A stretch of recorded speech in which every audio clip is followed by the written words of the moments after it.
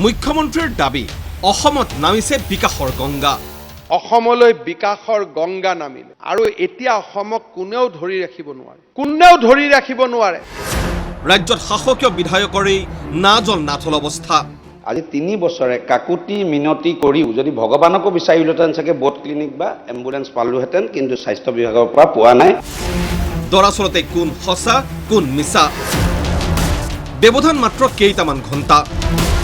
আৰু এইবাবেই উত্থাপিত হৈছে এনেধৰণৰ প্ৰশ্ন, কিয়নো অসম বিধানসভাৰ চলিত বাজেট অধিৱেশনৰ চতুৰ্থ দিনা ৰাজ্যপালৰ ভাষণৰ ওপৰত চলা বিতৰ্কৰ উত্তৰত সুদীৰ্ঘ 115 মিনিট ধৰি সদনত দিয়া ভাষণ প্ৰসংগতেই মুখ্যমন্ত্ৰী ডক্টৰ হিমন্ত বিশ্ব শৰ্মাৰ দাবী বিগত 3 বছৰত নিৰ্মাণ হৈছে অসমৰ পৃষ্ঠভূমি। এই চৰকাৰখনে অসমক বিত্তীয়ভাৱে শক্তিশালী কৰি লৈ গৈ আছে। আমি বহুত দূৰ আগবাঢ়ি গলো। অসম এতিয়া গুড গভৰ্নেন্স, সুশাসনৰ উদাহৰণ হ'ল। খিলঞ্জীয়াৰ সুৰক্ষাৰ উজ্জ্বল দৃষ্টান্ত হ'ল। অসমলৈ বিকাশৰ গংগা নামিলে। যোৱা 3টা বছৰত আমি এটা পৃষ্ঠভূমি নিৰ্মাণ কৰিম আৰু এতিয়া অসমক কোনেও ধৰি ৰাখিব নোৱাৰে।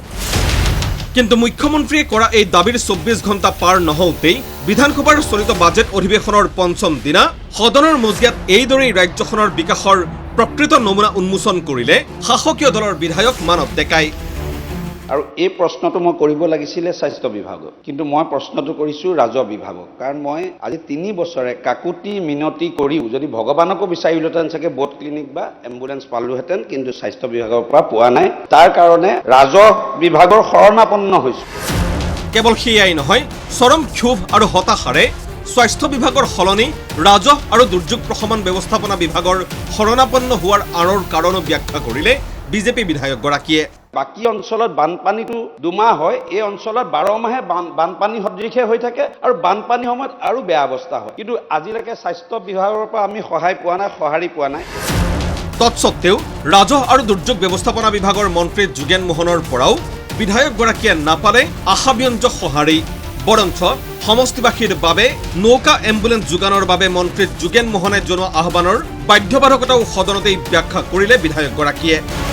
আমাৰ বিভাগত এনেধৰণৰ এম্বুলেন্স দিয়াটো আমাৰ এতিয়ালৈকে হোৱা নাই, কিন্তু আমি ভাবিছোঁ সন্মানীয় বিধায়কসকলেও এম্বুলেন্স এখন দিব পাৰে নিজৰ MLA বা আণ্ডাৰ ফাণ্ডৰ পৰা। মন্ত্ৰী মহোদয়ে যিটো কথা কৈছে MLA ফাণ্ডৰ পৰা কিনি দিয়া কথা, মেডিকেল কলেজত মই ইতিমধ্যে কিনি দিছোঁ। কিন্তু আপুনি জানি ল'ব যে এখন বোট এম্বুলেন্সৰ দাম 20 লাখৰ ওপৰত, আৰু MLA ফাণ্ডত আমি 10 লাখৰ ওপৰত খৰচ কৰিব নোৱাৰোঁ এটা স্কিম। এইবাবেই বিধায়ক মানৱ ডেকাই পুনৰ সদনৰ মজিয়াত ক্ষোভ ব্যক্ত কৰা দেখি মন্ত্ৰী যোগেন মোহনৰ আশ্বাস। লখিমপুৰৰ বানাক্ৰান্ত অঞ্চলতো নিৰ্মাণ হ'ব হাইলেণ্ড। সেইকাৰণে মই আপোনাৰ শৰণাপন্ন হৈছোঁ বুলি কৈছোঁ। কাৰণ মই ভগৱানৰ ওচৰত কাকুতি মিনতি কৰিলেও 3 বছৰত পালোহেঁতেন চাগে, স্বাস্থ্য বিভাগৰ পৰা পোৱা নাই। গতিকে সেইকাৰণে আপুনি অন্ততঃ দয়া কৰি আপুনি এই বুলি ভাবি লওক যে তাত ডিজাষ্টাৰ 12 মাহে হয় বুলি ভাবি লওক, তেতিয়াতো দিব পাৰিব আপুনি। হাই প্লেটফৰ্ম আমি নিৰ্মাণ কৰি আছোঁ কেইটামান।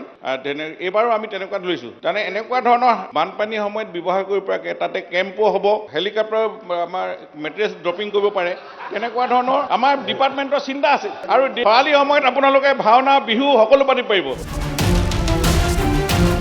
বিৰোজনী যতীন বৰাৰ সৈতে মুকুট ৰয়ৰ ৰিপৰ্ট ND24।